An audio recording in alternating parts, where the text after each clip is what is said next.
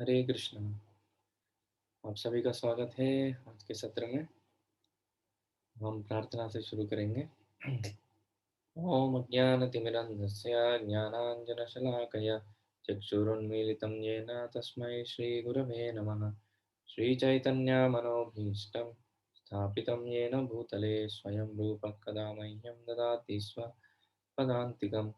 वन्देऽहं श्रीगुरो श्रीयुतापदकमलं श्रीगुरोन् वैष्णवांश्च श्रीरूपं साग्रजातं सहगना रघुनाथान्वितं तं सजीवं साद्वैतं सावधूतं परिजनासहितं कृष्णचैतन्यदेवं श्रीराधाकृष्णपादान् सहगना ललिता श्रीविशाखान्वितांश्च नमो विष्णुपादाय कृष्णप्रेष्ठाय भूतले श्रीमते भक्तिवेदान्तस्वामिनिति नामिने नमस्ते सरस्वते देवे गौरवाणी प्रचारिणे निर्विशेष शून्यवादी पाश्चात्यदेशतारिणे नमो महावदन्याय कृष्णप्रेमप्रदायते कृष्णाय कृष्णचैतन्यनाम्ने गौरत्विषे नमः।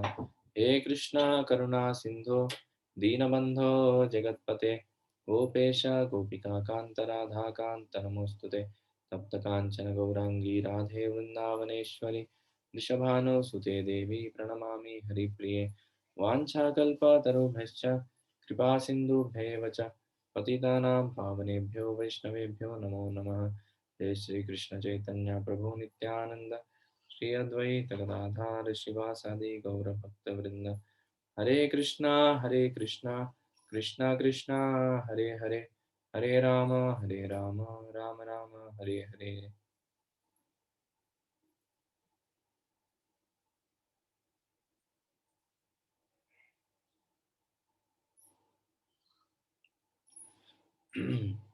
हरे कृष्णा। तो कुछ कारणों की वजह से कल हमारा क्लास नहीं हो पाया। परसों हम चौथा अध्याय कंप्लीट किए थे, तो अभी पांचवा अध्याय में हम प्रवेश करेंगे। ओके।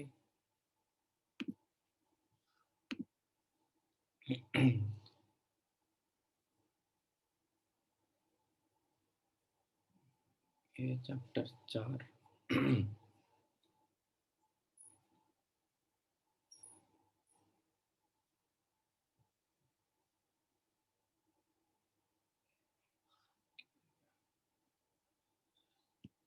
चैप्टर 5 नारद द्वारा व्यासदेव को श्रीमद् भागवत के विषय में आदेश।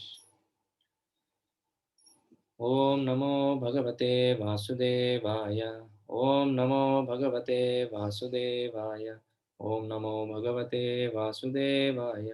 नारायणं नमस्कृत्य नरं चैव नरोत्तमं देवीं सरस्वतीं व्यासं ततो जयमुदीरयेत्। नष्टप्रायेषु भद्रेषु नित्यं भागवत सेवया भगवतीरुत्तमश्लोके भक्तिर्भवति नैष्ठिके। कृष्णाय वासुदेवाय देवकी नन्दनाय च नन्दगोपकुमाराय गोविन्दाय नमो नमः।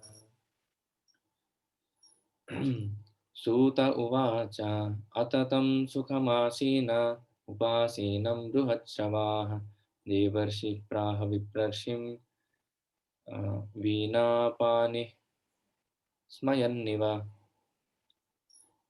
तो इसके पहले हम देख चुके थे कैसे व्यासदेव पूरे उन्होंने वेदों को विभाजन किया उन्होंने, और महाभारत भी लिखा।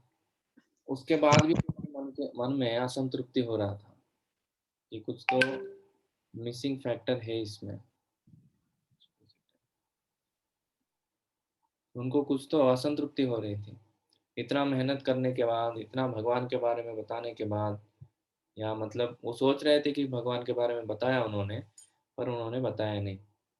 तो इसके वजह से अभी ये चैप्टर में हम वही देखेंगे। मोस्टली ये चैप्टर में 4 सेक्शन है।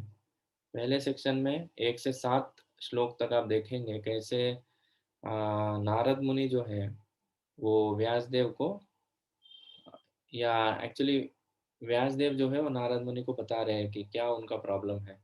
बाद में नारद मुनि उसका सॉल्यूशन बताते हुए सेकंड सेक्शन में बताते हैं कि आपने भगवान को ठीक से उनका गुणगान नहीं किया, इसके वजह से आपको वो मन की असंतृप्ति हो रही है। और इसके लिए एग्जाम्पल बताते हुए कैसे भक्ति जो है वो सबसे पावरफुल चीज़ है, वो अपने खुद का लाइफ का एग्जाम्पल बताते हैं, प्रीवियस लाइफ में उनके पूर्व जन्म के बारे में बताते हैं और एग्जाम्पल देते देते उनको समझाते हैं। और ये चौथे सेक्शन में नारद नारद मुनि कुछ उपदेश देते हैं भागवत के रचना के बारे में। तो ऐसे चैप्टर का समरी है, पांचवा चैप्टर का। तो ये पहले श्लोक में इधर बताया, सुत गोस्वामी ने कहा, इस तरह देवर्षि नारद सुखपूर्वक बैठ गए और मानव मुस्कुराते हुए ब्रह्मर्षि व्यासदेव को संबोधित किया। तो तात्पर्य, नारद नारद मुस्कुरा रहे थे क्योंकि वे महर्षि व्यासदेव को तथा उनके असंतोष के कारण को भलीभांति जानते थे। जैसा कि व्यासदेव आगे बताएंगे, उनका असंतोष भक्तियों को सही ढंग से प्रस्तुत न करने के कारण उत्पन्न उत्पन्न था। नारद को यह त्रुटि ज्ञात थी और व्यास की दशा से इसकी पुष्टि हो गई। तो इधर प्रभुपाद जी ने पहले ही आंसर दे दिया, और ये आंसर जो है नारद मुनि व्यासदेव को 7वें श्लोक के बाद 8वें श्लोक में बताते हैं। तो हाँ, एक सेकंड।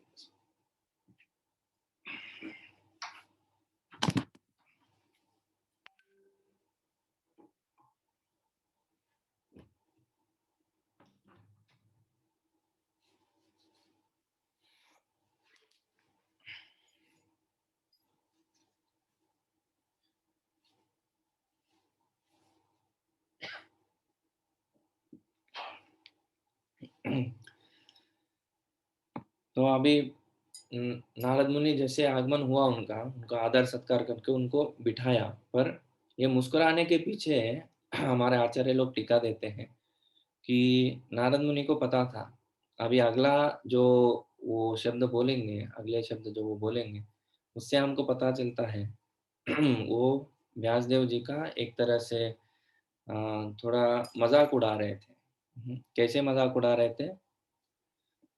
नारद उवाच पाराशर्य महाभाग भवतः कच्चिदात्मना परितुष्यति शारीर आत्मा मानस एव वा। व्यासदेव को पराशर पुत्र संबोधित करते हुए नारद ने पूछा, क्या तुम मन या शरीर को आत्म साक्षात्कार का लक्ष्य मानकर संतुष्ट हो?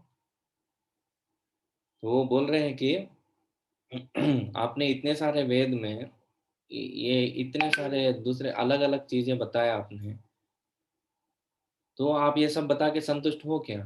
तो इनडायरेक्टली वो बोल रहे हैं भगवान के बारे में आपने किधर भी डायरेक्टली बताया नहीं। जैसे वेदों में दो तरह के मार्ग दिए जाते हैं, एक होता है प्रवृत्ति मार्ग और एक होता है निवृत्ति मार्ग। प्रवृत्ति मार्ग मतलब अपने इंद्रिय तृप्ति करते करते धीरे धीरे भगवान को जानने का प्रयास करते हैं, और ये बहुत स्लो प्रोसेस है और इसमें बहुत जन्म लग सकते हैं। पर निवृत्ति मार्ग जो है वो इंद्रिय तृप्ति को पहले ही रिजेक्ट कर देता है, वो निकाल देता है और डायरेक्ट त्याग के मार्ग पर भगवान, मतलब त्याग मतलब ऐसे सन्यासी बनना वैसे नहीं, पर त्याग का मतलब है ये दुनिया की चीजों को भोग ना करते हुए भगवान के भक्ति में लगना, ये हो गया निवृत्ति मार्ग। तो व्यासदेव ने सब वेदों में प्रवृत्ति मार्ग को ज्यादा इंपॉर्टेंस दिया, ज्यादा महत्व उनको दिया। वो सब प्रोसीजर जितने भी थे और क्रिया कर्म जितने भी थे उसको ज्यादा बताया, और कैसे ये दुनिया में भी ठीक से रह के बाद में भगवान के पास जाएं इसका मार्ग बताते हुए उन्होंने पूरा वर्णन दिया। पर इसमें प्रॉब्लम क्या है, उसमें बहुत समय लगता है, बहुत समय मतलब लाखों जन्म लेना पड़ता है कभी कभी। जैसे उदाहरण के लिए, अगर 1000 साल तक कोई वर्णाश्रम धर्म का ठीक से पालन करे तो तब जाके उनको ब्रह्मा जी का शरीर प्राप्त होता है। तो बहुत सारे सकाम कर्म के फलों का उन्होंने पुष्टि किया उसमें, जिसको देख के ऑलरेडी जो जीवात्मा है उसको लगता है कि मुझे एंजॉयमेंट चाहिए, मैं भोग करूं और मैं ये दुनिया में अच्छे से रहूं, और उसके ऊपर ऑथेंटिक इंफॉर्मेशन अगर देंगे कैसे भोग करना है, कैसे अच्छे से रहना है, तो ऑब्वियसली जीवात्मा जो है वो उसी के तरफ जाएगा। पर उसके मन को इंद्रियों तृप्ति से निकाल के जब भगवान में लगाने का आदेश देंगे तो वो जीवात्मा वैसे करेगा। जैसे जीवात्मा जो है वो तटस्थ शक्ति है, वो बीच में है। वो ना तो मतलब उसका मन जो है उसका फ्री विल के हिसाब से वो बदल सकता है।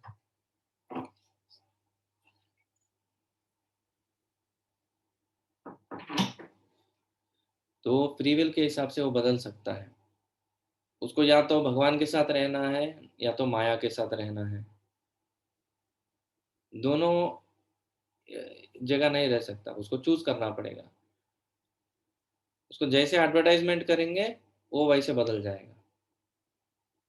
तो जीव के पास ये फ्री विल नाम का एक कॉन्सेप्ट है, स्वतंत्र इच्छा जो है, जो भगवान भी नहीं टच कर सकते।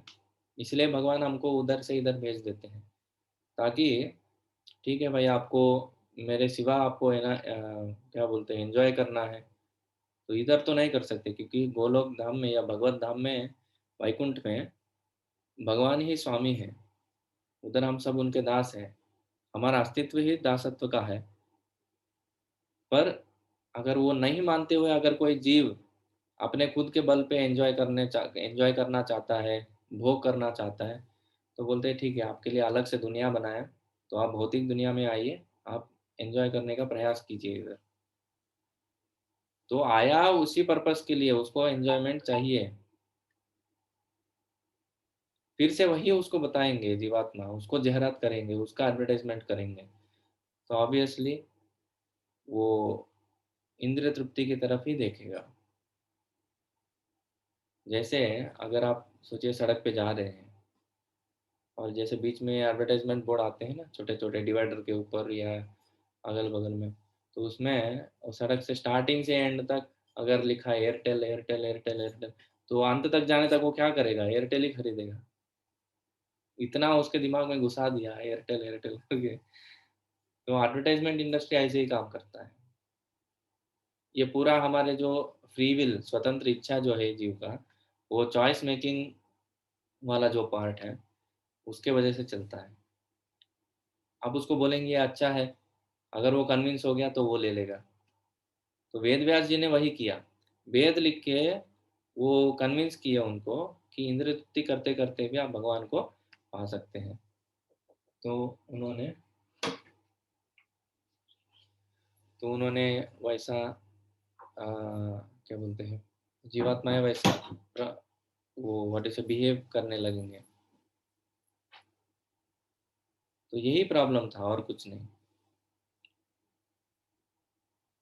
वेदों के 96% जो है वो प्रवृत्ति मार्ग को बताते हैं। सिर्फ 4%, 4% जो वेदों का भाग है वो निवृत्ति मार्ग को बताते हैं, मतलब डायरेक्ट भगवान को ग्लोरीफाई करते हैं। इसलिए उनका थोड़ा अलग रूप से भगवान बोल रहे थे। या इधर और एक एग्जांपल ले सकते हैं, जैसे अ, तात्पर्य में हम देखेंगे, नारद द्वारा व्यासदेव को अनेक असंतोष के कारण का यह संकेत अ, उनके असंतोष के कारण का यह संकेत था।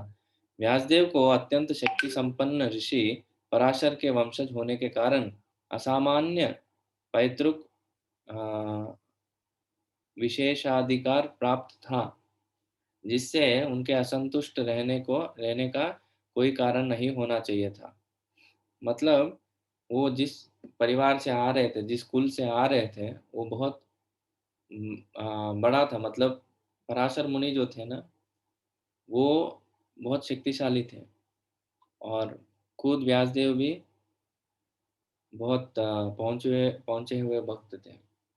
तो इतना ज्ञान होने के बाद, इतना सब कुछ पता होने के बाद, फिर भी उन्होंने जानबूझ के ऐसे क्यों किया, ये प्रॉब्लम था। जैसे एक पुलिस ऑफिसर अगर चोरी करे तो कैसा लगेगा?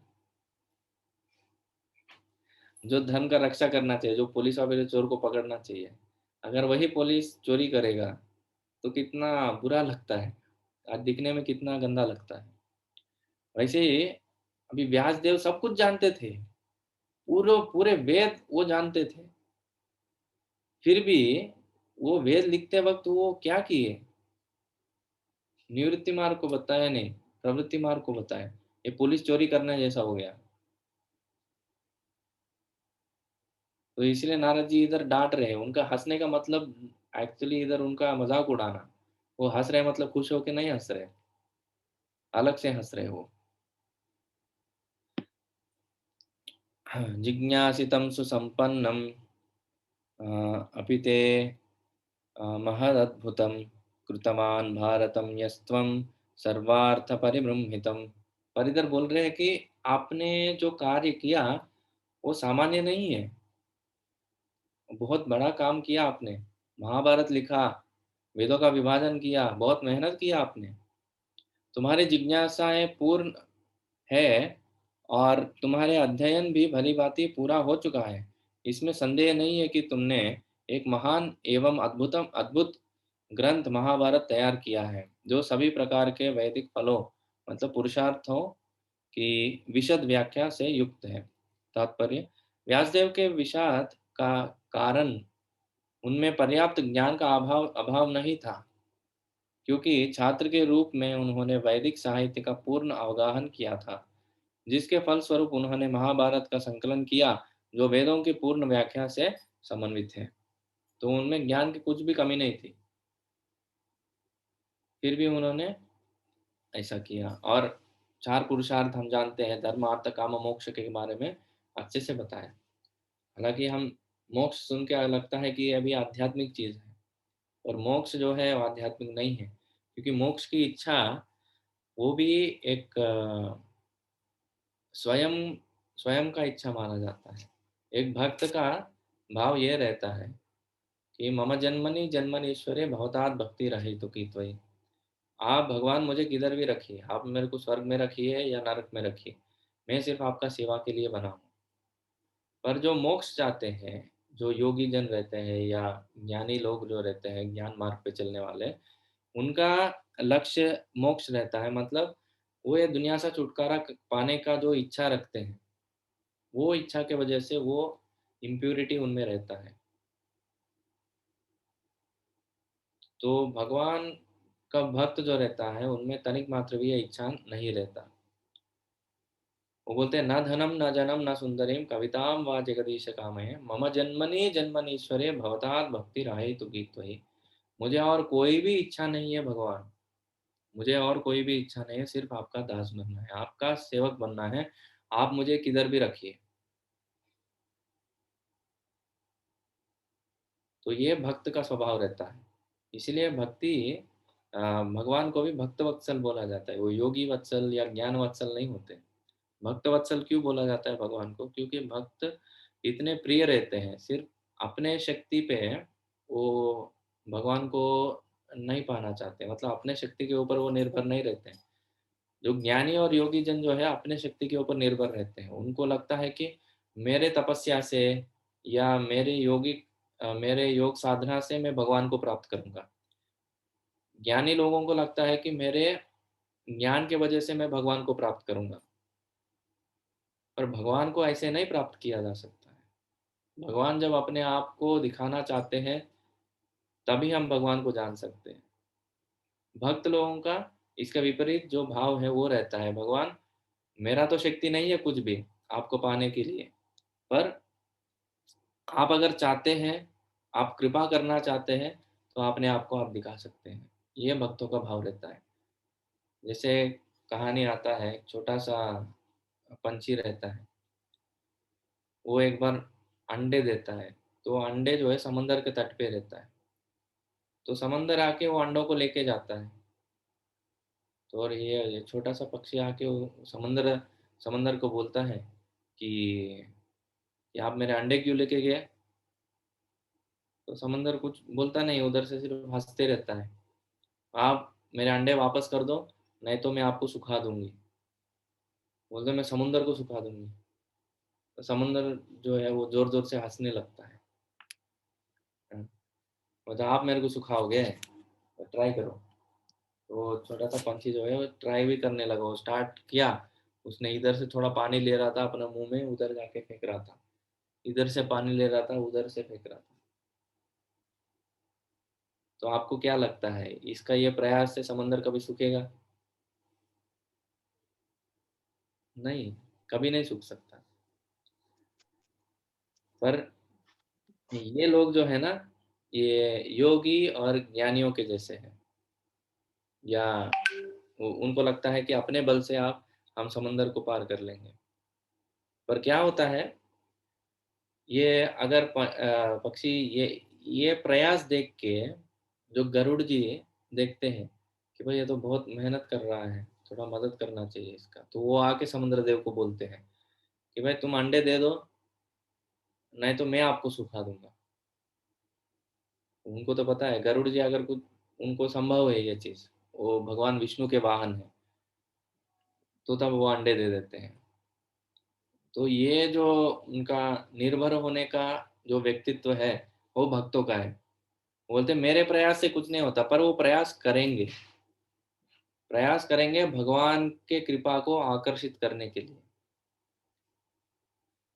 इसीलिए हमारा जो भी प्रयास है, हम जो भागवतम सुनते हैं या माला करते हैं या कुछ भी करते हैं हम, वो सिर्फ क्यों, भगवान की कृपा को आकर्षित करने के लिए। हम इतना मेहनत करते हैं, दिन भर भगवान का सेवा करते हैं, ये क्यों करते हैं? ताकि भगवान हमको देखे और जाने कि हम सिंसियरली सेवा कर रहे हैं। हमारा भाव दिखाने के लिए हम भगवान की इतना मेहनत से सेवा करते हैं।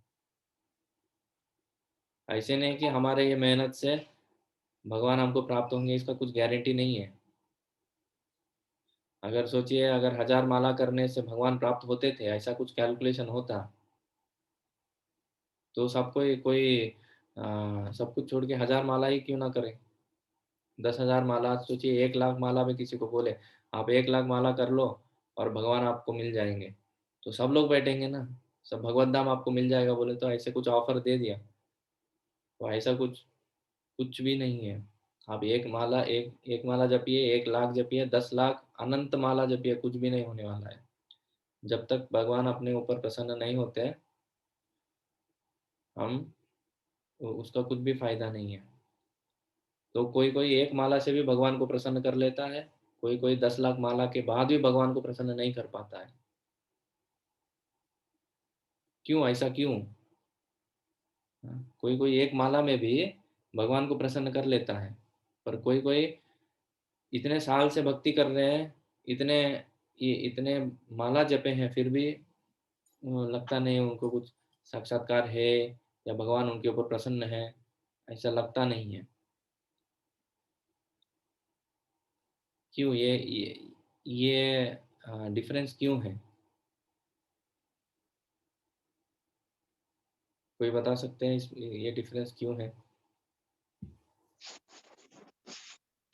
हरे कृष्ण प्रभु। हरे क्यों? कृष्णा।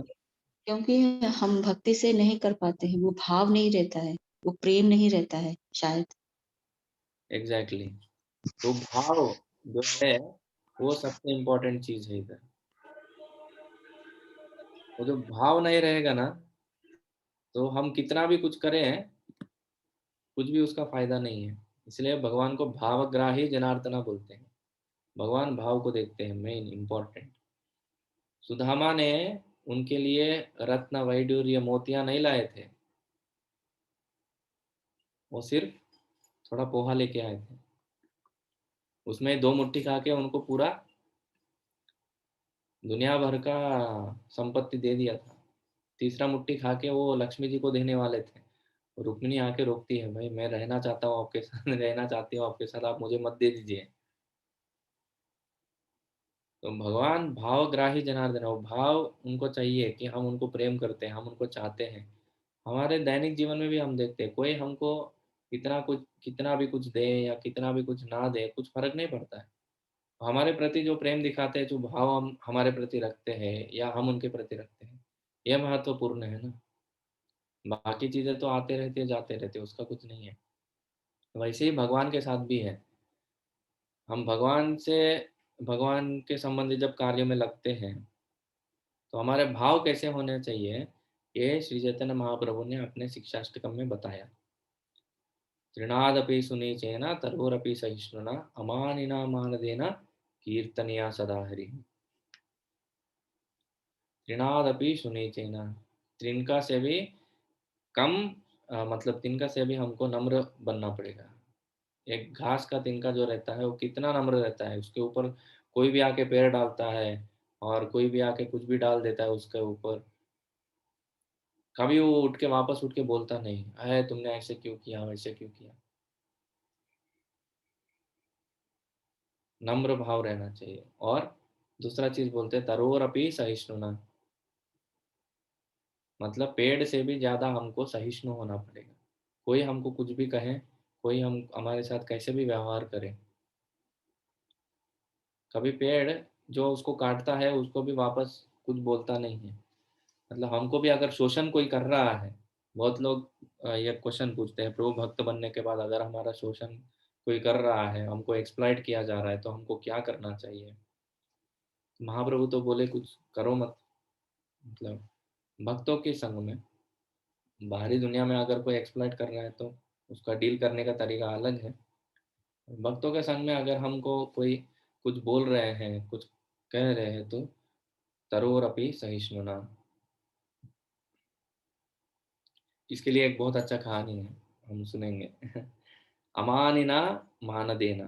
तो बाकी दो क्वालिटीज जो है, अमानिना, कुछ भी मान का अपेक्षा मत कीजिए, और सबको मान दीजिए। हम उल्टा करते हैं, सबसे मान की अपेक्षा रखते हैं और खुद किसी को मान नहीं देते हैं। तो ये भाव जब हमारा रहेगा भगवान के प्रति, भक्तों के प्रति, तब जाके कीर्तनिया सदा हरि, हम भगवान का नाम निरंतर ले पाएंगे और भगवान तब खुश हो जाएंगे। और अनेक तरह के भाव भगवान बताते, जैसे 5वें श्लोक में भी वो बताते हैं, अयिनंद तनुज किंकरम पतितं मां विषमे भवामुदो कृपया तव पाद पंकज स्थितधूलि सदृशम विचिंतया। तो बोलते हैं भगवान मुझे कुछ बड़ा व्यक्ति नहीं बनना है, आपका आपके धाम में आके भी मुझे कुछ ये नहीं करना है। मुझे आप आपके पद धूलि के समान, आपके पैरों के ऊपर, आपके पद कमलों के ऊपर मुझे एक छोटे से, हाँ क्या बोलते हैं, धूल के कने के जैसे आप रख लो बस, मुझे और कुछ नहीं चाहिए। और बोलते हैं लास्ट श्लोक में कि भगवान आप मुझे अच्छे से देखिए या मुझे लात मार के निकाल दीजिए, फिर भी मैं आपका भक्ति करते रहूंगा। आप सोचिए इतना मेहनत किसी के लिए कर रहे हैं, और वो बोल रहे हैं उसको, वो कुछ भी भाव नहीं दे रहा है हमको, तो कोई सेवा करेगा क्या उसका, 1 मिनट में उधर से निकल जाएगा। पर भक्त का भाव कैसे होना चाहिए, आप सोचिए, ये जीवन भर भी आपने माला किया, कुछ भी किया, भगवान 1 मिनट भी आपकी तरफ अगर नहीं देखे, फिर भी हम भक्ति करने के लिए तैयार है क्या। बहुत लोग पूछते हैं प्रभु जी मैं इतने साल से भक्ति कर रहा हूँ, फिर भी मेरे जीवन में इतने प्रॉब्लम क्यों है। अरे भगवान कभी बोले नहीं कि आप भक्ति करो मैं आपके प्रॉब्लम निकाल दूंगा, कभी बोले हैं क्या। किधर भी कोई शास्त्र में हमको सुनने में आता है क्या, आप भक्ति कीजिए आपके प्रॉब्लम दूर हो जाएंगे करके। वो बोलते योगक्षेमम वहाम्यहम, मैं देख लूंगा, और ये नहीं बोलते हैं कि आपके प्रॉब्लम में दूर कर लूंगा। जरूरी नहीं है, उल्टा महाप्रभु बोलते हैं कि प्रॉब्लम आने दीजिए, भगवान हमको प्रॉब्लम दे या कुछ भी दे कुछ भी ना दे, हमेशा हम भगवान की भक्ति करेंगे। मतलब जिंदगी भर माला करने के बाद, जिंदगी भर भक्ति करने के बाद भी अगर भगवान हमको ना देखें, तो भी हम भक्ति करने के लिए तैयार है क्या। यही शिक्षाष्टकम का 8वां श्लोक है। बहुत मुश्किल है, ये लास्ट स्टेज है। मतलब ये शुद्ध ब्रह्मा जी भी इसके बारे में बोलते हैं, बोलते हैं यद्वद विदधन नमस्ते जीवेत यो मुक्ति पदे सदाय वाक। क्या श्लोक है ये?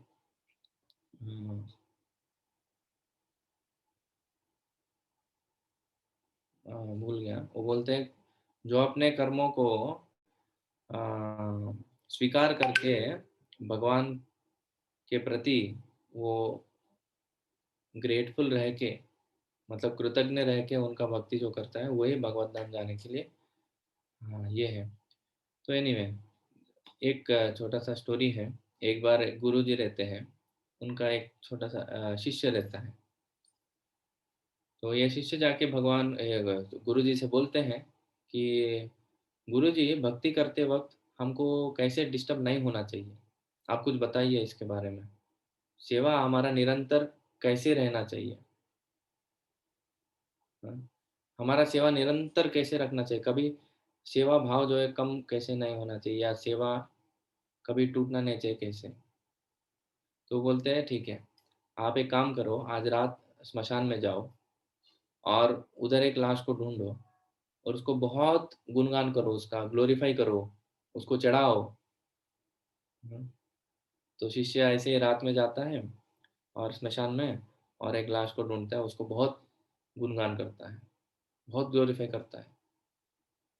अगले दिन गुरु के पास आता है, तो गुरु जी फिर से बोलते हैं, ठीक है, आज रात फिर से जाओ और उसी लाश के पास जाओ और बहुत गाली दो उसको। इतना गाली दो, इतना गाली, बहुत गाली दो उसको। तो शिष्य सोचता है क्या चल रहा है ये? गुरु बोलता है तुम करो। तो शिष्य जाके वही करते हैं, तो अगले दिन सुबह फिर से आते हैं। तो गुरु जी बोलते हैं क्या समझा? बोलते कुछ समझा नहीं, क्या आप समझाइए कुछ इसमें क्या है? तो बोलते हैं आपको भक्ति करते वक़्त वो लाश की तरह रहना चाहिए। कोई आपका गुणगान करे या कोई आपका निंदा करे, उसको सीरियसली नहीं लेना चाहिए। तब आप सेवा निरंतर अपना चला सकते हैं, अपनी गाड़ी चलती रहेगी। हम किसी के निंदा या स्तुति को ज़्यादा सीरियसली ले लेंगे ना, तो हमारे भक्ति में, हमारा सेवा में रोक-टोक आ जाएगा। वैसे ही अमानिना मान देना, किसी से आप मान की अपेक्षा मत रखना चाहिए, मत रखिए, और सबको मान देना चाहिए।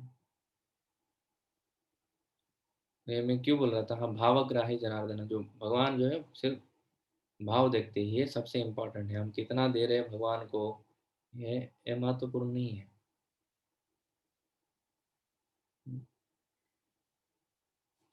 I don't know why this point came.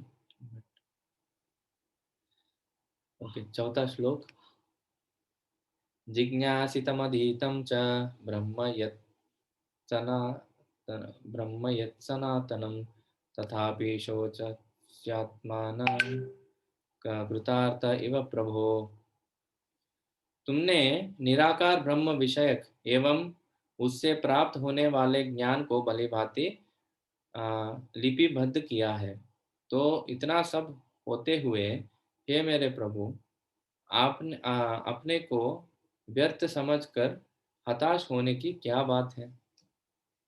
तात्पर्य, वेदांत सूत्र या ब्रह्म सूत्र का संकलन श्री व्यासदेव ने किया है और उसमें निर्गुण ब्रह्म की पूर्ण चर्चा की गई है, और यह विश्व की सर्वाधिक सम्मानित दार्शनिक व्याख्या मानी जाती है। इसमें विषय को समेटा गया है, विषय को समेटा गया और इसकी प्रतिपादन शैली पांडित्यपूर्ण है। अतएव व्यासदेव के दिव्य पांडित्य के विषय में संदेह करने का प्रश्न ही नहीं उठता। तो फिर उन्हें इस प्रकार शोक क्यों करना चाहिए? तो बोले, इतना सब कुछ होने के बाद भी कुछ बचा ही नहीं उनको। ऐसे मैंने ये चीज़ नहीं बताया करके उनके पास कुछ था ही नहीं, सब कुछ बताया था उन्होंने। वेद शास्त्र मतलब इतने फेमस है वो, बोलते सब कुछ आ जाता है उसमें। इतना होने के बाद भी आप क्यों शोक कर रहे हैं? अभी देखिए, व्यास उवाच अस्त्वेव मे सर्वमिदं त्वयोक्तं तथापि नात्मा परितुष्यते मे तन्मूलमव्यक्तमगाधबोधं पृच्छामहे त्वात्म भवात्मभूतम्। श्री व्यासदेव ने कहा, आपने मेरे विषय में जो कुछ कहा वह सब सही है। इन सब के बावजूद मैं संतुष्ट नहीं हूँ। अतएव मैं आपसे अपने असंतोष के मूल कारण के विषय में पूछ रहा हूँ, क्योंकि आप स्वयंभू बिना भौतिक माता पिता के उत्पन्न ब्रह्मा की संतान होने के कारण अगाध ज्ञान से युक्त व्यक्ति है। तो व्यासदेव जी बोल रहे हैं, मैं तो नहीं जानता हूँ, आप बोलिए इसका कारण क्या है। मैं नहीं जान पा रहा हूँ, इसीलिए आपसे मतलब अनुरोध कर रहा हूँ कि आप कृपया मेरे मुझे बोलिए कि प्रॉब्लम किधर हुआ है, मैं मिस्टेक किधर, क्या मिसिंग पॉइंट क्या है इसमें। आप बोलिए हमें। तात्पर्य, भौतिक जगत में प्रत्येक व्यक्ति शरीर या मन की पहचान आत्मा के साथ करता है। इस तरह इस भौतिक जगत का सारा ज्ञान या तो शरीर से या मन से संबंधित होता है, और यही समस्त विषादों का मूल कारण है। इसका सदा ही पता नहीं चल पाता, भले ही कोई भौतिकवादी ज्ञान का कितना ही बड़ा पंडित क्यों ना हो। अतः ऐसे विषादों के मूल कारण के निराकरण निराकरण के लिए नारद जैसे पुरुषों के पास पहुंचना अच्छा रहता है। नारद के पास क्यों जाया जाए, इसकी व्याख्या आगे की गई है। तो हम जितने भी पूजा वगैरह देखते हैं आज के दुनिया में जो लोग कर रहे हैं, जितने भी पंडित होने दीजिए, कुछ भी होने दीजिए, और लगता है बाहरी रूप से कि इतना अरे आडंबर से कर रहे हैं, कितने अच्छे पूजा कर रहे हैं, तो सिर्फ रिचुअल, सिर्फ क्रिया करने से उसमें उससे कुछ फायदा नहीं होता है। फिर भी वो कर्म के चक्कर में ही हमको बांध देता है। वो क्रिया जो है उसको स्पिरिचुअल मतलब आध्यात्मिक बनाने के लिए उसमें भगवान को जब जोड़ते हैं तभी होता है वो। नहीं तो सिर्फ क्रिया करने से वो आध्यात्मिक नहीं बनता। बाहरी रूप से कितना भी अच्छा दिखने दीजिए वो, जितने भी पंडित हम देखते हैं, जितने भी पुरोहित लोग या पूजा करते हैं, उसमें कुछ भी आध्यात्मिक नहीं है जब तक भगवान विष्णु उसमें नहीं आते। वो है अच्छे कर्म है, अच्छे कर्म और आध्यात्मिक कर्मों में बहुत अंतर है। अच्छे कर्म, पुण्य पुण्य कर्म जो रहते हैं वो आध्यात्मिक कर्मों से अलग रहते हैं। ये चीज हमने गीता में देखा है। कर्म, अकर्म और विकर्म। तो कर्म मतलब जो अच्छे पूरे अच्छे काम करते हैं हम, वो कर्म बोल सकते हैं उसको, मतलब एक्टिविटी या उसके रिएक्शन जो भी रहते हैं। विकर्म मतलब जो बुरे चीज करते हैं, जैसे कोई दारू पीता है, कोई मांसाहार करता है, तो ये सब बुरे चीज हो गए, ये विकर्म है। इसके विपरीत हमको ये मिलते हैं, फल मिलते हैं, विपरीत फल मिलते हैं, बुरे फल मिलते हैं। और तीसरा चीज ये रहता है अकर्म। अकर्म मतलब उसका कोई भी फल नहीं रहता, वो कर्म का फल आएगा ही नहीं। क्या ऐसे कर्म है जो हमको उसका फल आएगा ही नहीं? जैसे ये हम रोज एक एक घंटा भागवतम पढ़ते हैं, उसके पहले 1.5 घंटा चैंटिंग करते हैं, तो हम ये 2.5 घंटा जो बिता रहे हैं उसका इसका कुछ भी कर्मफल नहीं रहता। इसके अलावा हम जो भी कुछ करते हैं उसका थोड़ा बहुत कर्मफल रहता है। कोई सो रहा है, सोने से भी कर्मफल हमारे नष्ट हो रहे हैं, मतलब अच्छे कर्म रहेंगे तभी सो पाएंगे ना। तो कर्म के प्रक्रिया जो है वो निरंतर चलती रहती है 24 घंटा। उसको ब्रेक मारना है तो भगवान का भक्ति ही ब्रेक मार सकती है। इसलिए ब्रह्म संहिता में बोला जाता है कर्मानि निर्दहति किंतु च भक्ति भाजाम। कर्म, हमारे कर्मों को दहन करने के लिए सिर्फ भक्ति ही एकमात्र उपाय है। भक्ति हम जब करेंगे, सोचिए 2.5 घंटा हम अगर भगवान के लिए दे रहे हैं, डायरेक्ट भागवतम पढ़ रहे हैं, भगवान का नाम जप रहे हैं, तो इसके कुछ भी कर्मफल नहीं रहते। इसके अलावा हम जो भी करते हैं 2.5 घंटे में अगर कुछ और करेंगे तो हमको उसका कर्मफल रहता है। वैसे तो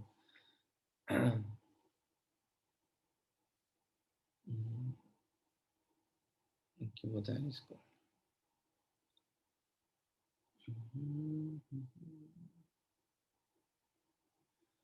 तो इधर एक और पॉइंट बोला जा रहा है कि हमको अपने प्रॉब्लम्स को सॉल्यूशन उसको अगर चाहिए तो हमको गुरु के पास जाना चाहिए, क्योंकि गुरु जो है हमसे ज़्यादा जानते हैं। ये तो एक चीज़ है, हमसे ज़्यादा साक्षात्कारी व्यक्ति है, वो भगवान को ज़्यादा जानते हैं हमसे और देख चुके हैं।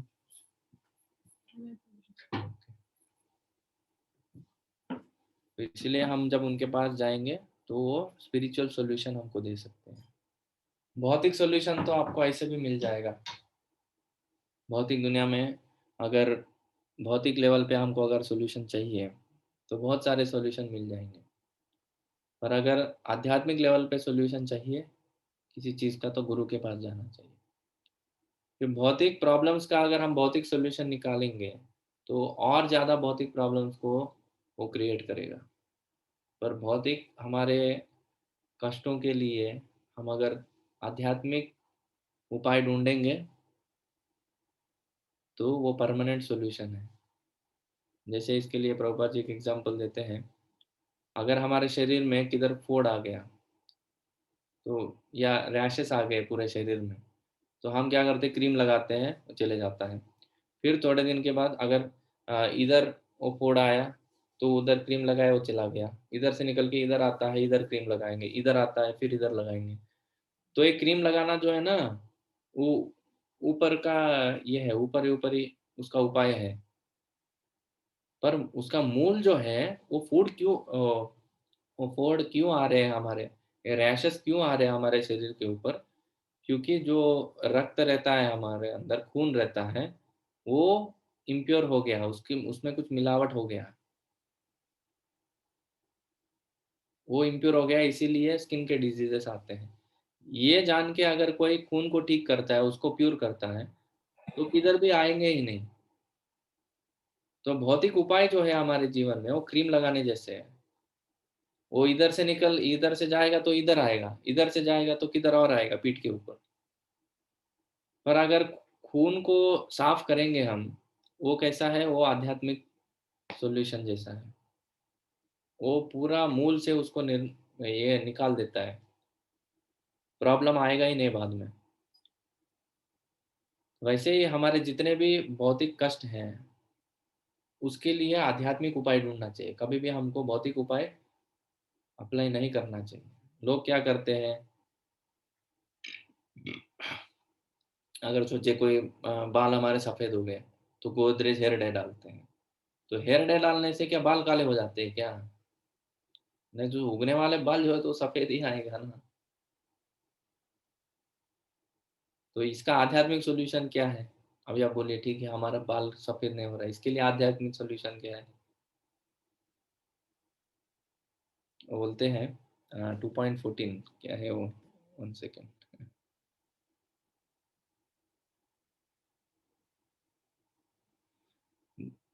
देहिनोऽस्मिन् यथा देहे कौमारं यम्रं जरा तथा देहान्तरप्राप्तिर्धीरस्तत्र न मुह्यते। गीता में भगवान बोलते हैं, किन देहिनोऽस्मिन् यथा देहे कौमारं यौवनं जरा तथा देहान्तरप्राप्तिर्धीरस्तत्र न मुह्यते। जैसे आत्मा जन्म लेती है, या ये शरीर जन्म लेता है, उसमें आत्मा जब प्रवेश करती है, तो बचपन में थोड़े दिन गुजारता है, बाद में जो यौवन अवस्था में जाता है, बाद में बूढ़ा हो जाता है, बाद में शरीर छोड़ देता है। करेक्ट? तो बोलते हैं ये शरीर छोड़ने के बाद अगला शरीर वो ले लेता है। मतलब ये भौतिक हमारा जो शरीर है, वो नाशवान है और इसके लिए चिंता करने का ज़रूरत नहीं है। उसके जस्ट अगले श्लोक में है, 2.14 में बोलते हैं, मात्रा स्पर्शास्तु कौन्तेय शीतोष्ण सुखदुःखदा आगमापायिनो नित्यस्तान्तितिक्षस्व भारत। बोलते हैं अगर आपको सफ़ेद बाल आ रहे हैं तो टॉलरेट करो। ये भौतिक शरीर जो है ना, वो आज नहीं तो कल मरने ही वाला है। तो उसको सफ़ेद बाल हो तो क्या, लाल बाल हो तो क्या, पीला नीला हो तो क्या फ़र्क पड़ता है? तो ये ज्ञान जब आता है ना, तो ये स्पिरिचुअल सॉल्यूशन है उसका। फिर ज़िंदगी भर डाई लगाने का ज़रूरत ही नहीं पड़ेगा। तो वैसे स्पिरिचुअल सॉल्यूशन जो है ना, अंदर से काम करते हैं। पर प्रॉब्लम क्या है, लोग इसको अप्लाई नहीं करना चाहते, क्योंकि उसमें उसका एन्जॉयमेंट खत्म हो रहा है ना। वो कोई पार्टी में जाएगा, कोई शादी में जाएगा, लोग बोलेंगे अरे तुम्हारा सफ़ेद बाल हो गया। लोगों को लगता है अरे मैं अब सफ़ेद बाल लेके कैसे जाऊँ सबके सामने। तो ये एन्जॉयमेंट जो है, मतलब दूसरों से मान लेने का जो सूक्ष्म रूप से हमारा जो एन्जॉयमेंट है, उससे हमको दूर होना पड़ेगा ना। इसीलिए लोगों को तकलीफ होता है स्पिरिचुअल सॉल्यूशंस अपनाने में। आध्यात्मिक उपाय अपनाने में क्या प्रॉब्लम है, हमारी इंद्रिय तृप्ति को दूर करते हो। जैसे एक और चीज़ हम देख सकते हैं, या ठीक है, इसी को देखेंगे। तो आध्यात्मिक उपाय अप्लाई करने से इधर क्या हुआ, उसको सफ़ेद बाल रखना पड़ेगा। सफ़ेद बाल रखने से क्या होगा, लोग उसको बूढ़ा समझेंगे। लोग बूढ़ा समझेंगे तो क्या होगा, उसको दुःख लगेगा। अरे मेरे को बूढ़ा समझ रहे हैं, हाँ, ऐसा-ऐसा, उसको दुःख लगेगा। तो हमारा जो आई कॉन्शियसनेस, जो स्वयं का जो चेतना है, वो ईगो जो है ना वो हर्ट हो रही है। तो इंद्रिय तृप्ति से हमको दूर होना पड़ेगा, इसलिए लोग आध्यात्मिक चीजें नहीं लेते हैं। हमारे ये हर एक चीज में यही केस है। Formula, this is a formula, like a plus b whole square is equal to a square plus two a b plus b square. It's true everywhere. वो हर जगह सही रहता है। उसको इसीलिए फार्मूला बोलते हैं, आइडेंटिटी बोलते हैं उसको। वैसे ही ये जो फार्मूला है ना, ये फार्मूला हर जगह सही रहता है। आध्यात्मिक उपाय लगाने से हमारे इंद्रिय तृप्ति से हमको दूर होना पड़ेगा। इंद्रिय तृप्ति से जब दूर होने के लिए हम रेडी है, तभी आप आध्यात्मिक उपाय अप्लाई कर पाएंगे, या करने के लिए रेडी हो जाइए, नहीं तो आपको बहुत दुख लगेगा अंदर। तो इसीलिए रूप गोस्वामी पाद बोलते हैं कि कृपया करके आप केसी घाट पे मत जाइए। वृंदावन में जो केसी घाट है, उधर मत जाइए। उधर जाएंगे तो क्या होगा, आपको नीले वर्ण में श्याम सुंदर दिखेंगे। और श्याम सुंदर को देख के अगर आपको थोड़ा भी, मतलब वो पहले ही बोलते हैं, आपको थोड़ा भी अगर अपने परिवार से या अपने सोसाइटी से आपको कुछ अटैचमेंट है, तो उधर मत जाइए। जब श्याम सुंदर को जब देखेंगे ना, तो सब छूट जाएगा। तो इसीलिए लोग भक्ति से बहुत डरते हैं। कोई भक्त बन रहा है ना, तो पूरा समाज उसको बोलता है, अरे क्यों बन रहा है ये, पूरा अभी छोड़ देगा, सन्यासी बन जाएगा। हाँ, लोगों को लगता है एक बार कृष्ण पकड़ लेते हैं ना, वो वापस छोड़ते नहीं है। वो सही भी है। भगवान राम बोलते हैं सक्रदेव प्रपन्नोयम। हाँ, मतलब कोई एक बार में मेरे पास आता है ना, वो मैं उसको कभी छोड़ता नहीं हूँ। प्रॉब्लम ये है, तो आप अगर कृष्ण के पास आए तो आप फंस गए, तो वापस जाने का रास्ता नहीं है। ये चक्रव्यूह जैसे अभिमन्यु आ गए ना, तो वापस नहीं, उनको जाने का रास्ता मालूम नहीं था। तो ऐसे कृष्ण के पास आते तो वापस जाने का रास्ता मुड़ के नहीं रहता है। तो इसलिए हमको, पर चीज क्या है, भौतिक उपाय से कुछ फायदा नहीं होने वाला है हमारे जीवन में। आध्यात्मिक उपाय करेंगे तभी कुछ फायदा होगा, मन शांत रहेगा और जीवन सफल होगा। वैसे क्या टाइम हो रहा है, ओके। लास्ट एक दो तीन श्लोक लेके हम इसको विराम देंगे। सवै भवान वेद समस्त, सवै भवान वेद समस्त गुह्यम, उपासितो यत्पुरुषः पुराणः, परावरेशो मनसैव विश्वं, सृजत्यवत्यत्ति गुणैरसङ्गः। हे प्रभो, जो कुछ भी गोपनीय है वह आपको ज्ञात है, क्योंकि आप भौतिक जगत के सृष्टा तथा संहारक एवं आध्यात्मिक जगत के पालक आदि भगवान की पूजा करते हैं, जो भौतिक प्रकृति के तीन गुणों से परे हैं। तो आप वो भगवान के नाम लेते रहते हैं, नारायण नारायण करके। नारद मुनि हमेशा उनका नाम लेते हैं, इसीलिए आप इस चीज का अच्छे से उपाय दे पाएंगे। आप आध्यात्मिक रूप से इसको देख के इसका उपाय आप दे पाएंगे, आप में वो क्षमता है। इसलिए आप बताइए मेरे इस दुख का कारण क्या है। तात्पर्य, जो व्यक्ति भगवान की सेवा में 100% लगा रहता है, वह समस्त ज्ञान का प्रतीक होता है। ऐसा व्यक्ति जो भक्ति में सेवा में तो पूर्ण रहता ही है, वह भगवान के गुणों से भी पूर्ण होता है, वह पूर्ण हो जाता है। इस तरह अष्ट सिद्धियां उसके समक्ष नगण्य पड़ जाती है। जैसे आप देख सकते हैं, सीता मैया जब हनुमान जी को वर देती थी, वह वर देती है तो क्या बोलती है, कोई जानता है? सीता मैया जब अंगूठी देती है, तब हनुमान जी को एक वरदान भी देती है। कौन जानते हैं? बहुत फेमस है, मैं बोलूंगा तो आपको अब, अरे ये तो हमको पता है, आप बोलेंगे। ये हनुमान चालीसा में रहता है क्या वो? एग्जैक्टली। हाँ, मतलब वो याद नहीं आ रहा है वो, लेकिन चालीसा में ही रहता है वो। हाँ हाँ। अष्ट सिद्धि नव निधि के दाता असवर जीन जानकी माता। बोलते हैं अष्ट सिद्धि और नव निधि के दाता, मतलब सिर्फ आपको रहेगा नहीं, आप दूसरों को दे सकते हो, बोलते हैं। ऐसे असवर दीन जानकी माता, जानकी माता सीता देवी ऐसे वर देती है उनको। इसलिए इधर नारद मुनि में जो भी भगवान के भक्त रहते हैं ना, ये अष्ट सिद्धि या जितने भी धन संपत्ति है उनको कुछ नहीं लगता। ये सब चीज तो ऐसे भी, मतलब उनको सिर्फ भगवान चाहिए। तो नारद जैसे भक्त अपने आध्यात्मिक सिद्धि से विलक्षण कार्य कर सकते हैं, जिसे प्राप्त करने के लिए प्रत्येक व्यक्ति प्रयास कर रहा है। श्रील नारद 100% पूर्ण जीव है, यद्यपि वे भगवान के समान नहीं है।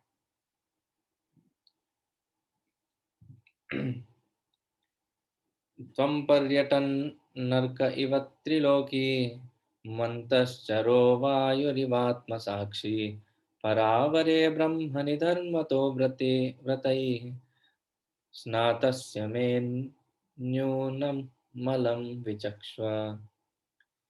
आप सूर्य के समान तीनों लोकों में विचरण कर सकते हैं और वायु के समान प्रत्येक व्यक्ति के अंदर प्रवेश कर सकते हैं, इसीलिए आप सर्वव्यापी परमात्मा के तुल्य हैं।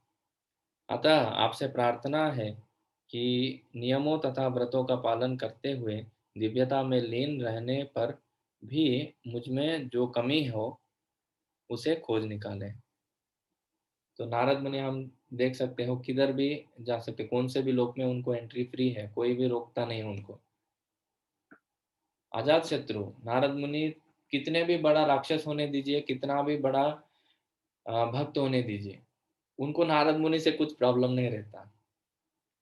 कोई भी राक्षस होने दे, उनको भी राक्षस लोग भी नारद मुनि को मानते हैं। जैसे हनुमान जी भी है, हनुमान जी से किसी को प्रॉब्लम नहीं रहता। हाँ, एक ऐसे भक्त है हनुमान जी, क्या बोलते हैं, उन उनको कोई भी ऐसे नहीं बोल सकता हमको इनसे प्रॉब्लम है। हालांकि हम ये भी देखते हैं हनुमान जी तो ब्रह्मचारी है, पर हम हनुमान जी के मंदिर में ज्यादा आने वाले कौन रहते हैं? स्त्रियां रहती हैं। तो ऐसे रहते हैं भगवान के भक्त, वो सबको प्रिय रहते हैं, डियर टू एवरीबॉडी। उनके गुण ऐसे रहते हैं, समस्त देवताओं के गुण उनमें प्रकट हो जाते हैं, सबको प्रिय रहते हैं। दिव्य अनुभूति, पुण्य कर्म, देव पूजा, दान, दया, अहिंसा तथा कड़े अनुशासिक नियमों के साथ शास्त्रों का अध्ययन, ये सदैव मनुष्य के सहायक बनते हैं। स्टार्ट करते हैं। ये तुम करते हैं? नहीं, ठीक है।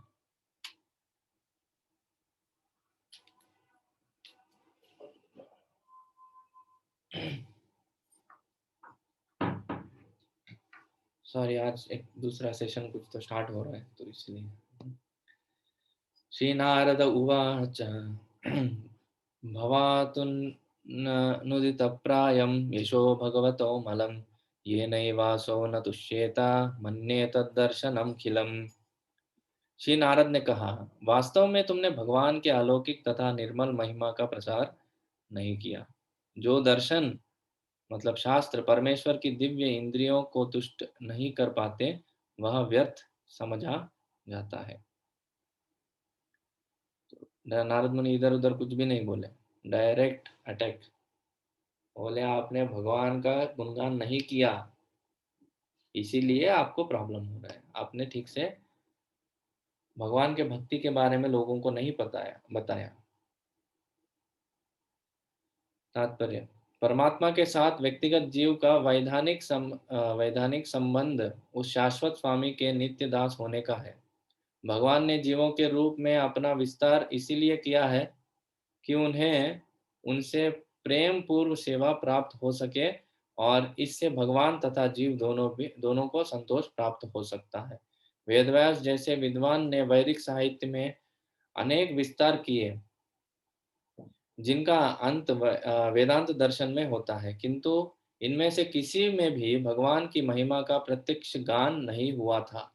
शुष्क दार्शनिक चिंतन ब्रह्म जैसे दिव्य विषय से संबंधित होकर भी भगवान की महिमा के प्रत्यक्ष गुणगान के बिना तनिक भी आकर्षक नहीं होता। दिव्य अनुभूति के लिए भगवान अंतिम शब्द है। निराकार ब्रह्म या अंतर्यामी परमात्मा के रूप में परम की अनुभूति उतना दिव्य आनंद प्रदान करने वाली नहीं होती जितने की उनकी महिमा की साक्षात अनुभूति होती है। वेदांत दर्शन के संकलन करता स्वयं व्यासदेव है।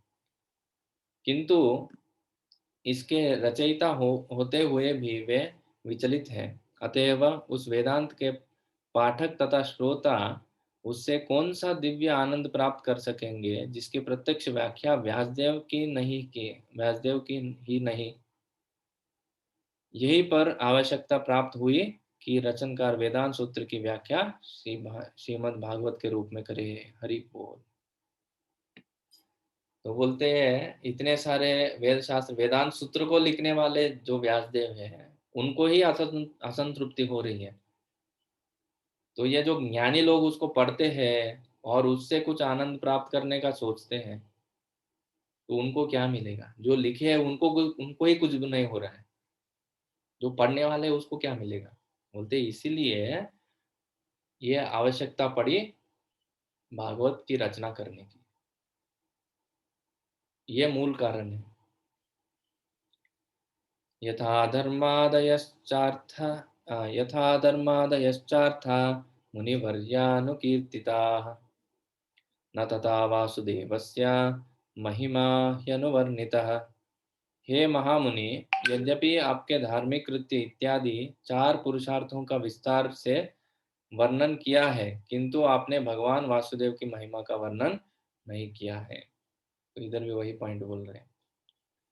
तो 10वां श्लोक से हम कल देखेंगे पर सिर्फ श्लोक पढ़ के हम इसका ये करेंगे। न यद्वतश्चित्रपदं हरेर्यशो जगत्पवित्रं प्रगृणीत कर्हिचित् तद्वायसं तीर्थमुशन्ति मानसा न यत्र हंसा निरमन्त्यो शिक्षयाः। तो ये बहुत इंपॉर्टेंट श्लोक है, याद करने के लिए ये बहुत अच्छा है। अब याद कर सकते हैं इसको मार्क करके। बोलते जो वाणी संपूर्ण ब्रह्मांड के वायुमंडल को परिशुद्ध करने वाले भगवान की महिमा का वर्णन नहीं करती, उसे साधु पुरुष कौओं के स्थान के समान मानते हैं। चूंकि परमहंस पुरुष दिव्य लोक के वासी होते हैं, अतः उन्हें ऐसे स्थान में कोई आनंद नहीं मिलता। तो इसके बारे में हम विस्तार से कल चर्चा करेंगे। हरे कृष्णा कृष्णा कृष्णा हरे हरे, हरे राम राम राम हरे हरे। हरे कृष्णा। मुझे कुछ प्रश्न है?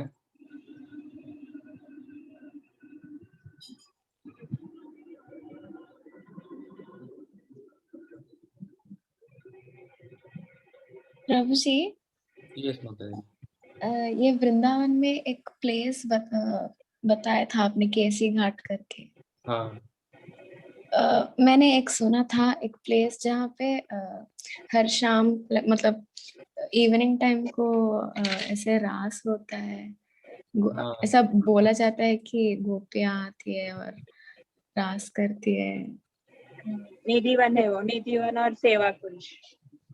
हाँ, और ऐसा भी सुना था कि वो उधर कोई भी नहीं जा सकता है, वो फॉरबिडन है। तो एक बार किसी ने देखा था और उसके आंख गए थे, ऐसा कुछ सुना था मैंने। कुछ जानते हैं? बहुत सारे हमको न्यूज़ में सुनने को मिलता है, और कितना सच है क्या पता नहीं। भगवान के लीला देखने के लिए तो बहुत क्वालिफिकेशन चाहिए, ऐसे कोई भी देख नहीं सकता। और भगवान अपने आप को जब तक नहीं दिखाएंगे कोई देख नहीं सकता। इसीलिए हमारे आचार्य जो भी है वैष्णव, वो मानते नहीं है कि किसी ने देखा है, या कोई भी न्यूज़ में क्यों बता रहे हैं पता नहीं। पर चैतन्य चरितामृत में एक श्लोक आता है, अध्यापित नित्य लीला कर जोर राय कोनो कोनो भाग्यवान देखी बारे पाए। मतलब भगवान की लीला नित्य चलती रहती है। आज भी वृंदावन में वो लीलाएं चल रही हैं। आधा न्यूज़ उनका करेक्ट है और बाकी आधा जो है ना वो गलत है। तो कोनो कोनो भाग्यवान देखी बारे पाए, कोई कोई भाग्यवान व्यक्ति उसको देख सकता है।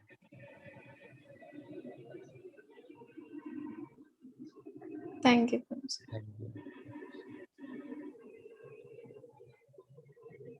ठीक है, फिर कल मिलते हैं, कल चर्चा करते हैं। एक क्वेश्चन है। यस प्रभु जी। नारद जी एकदम so is he discounting the Vedanta Sutras? Sorry, could not, your voice was not clear. No basically जब नारद जी कह रहे हैं कि व्यास जी को बोल रहे हैं कि व्यासदेव को बोल रहे हैं कि you have written the Vedanta sutras and all that, but that is not there. What is missing there is the devotion to the Lord. So is he asking us indirectly to ignore it, or Yeah, you can tell like that directly. Narad Muni is telling whatever you have written, it's indirect method of approaching the Lord.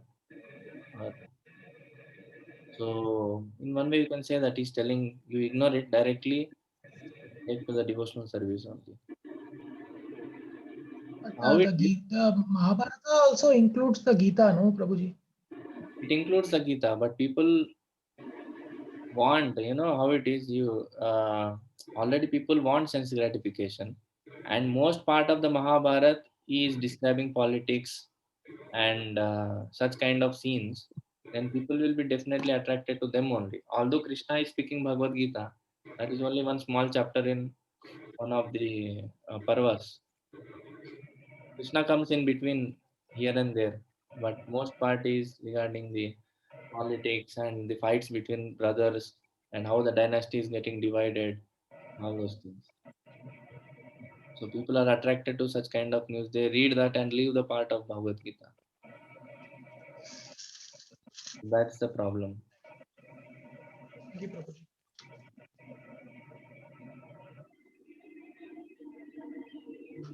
हरे कृष्णा. तो कल मिलते हैं. हरे कृष्णा कृष्णा कृष्णा हरे हरे, हरे राम राम राम. बहुत बहुत धन्यवाद. हरे कृष्णा. दंडवत प्रणाम प्रभु जी. हरे कृष्णा. हरे Krishna.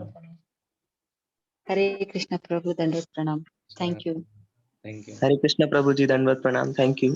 Thank you Prabhu ji. Hare Krishna.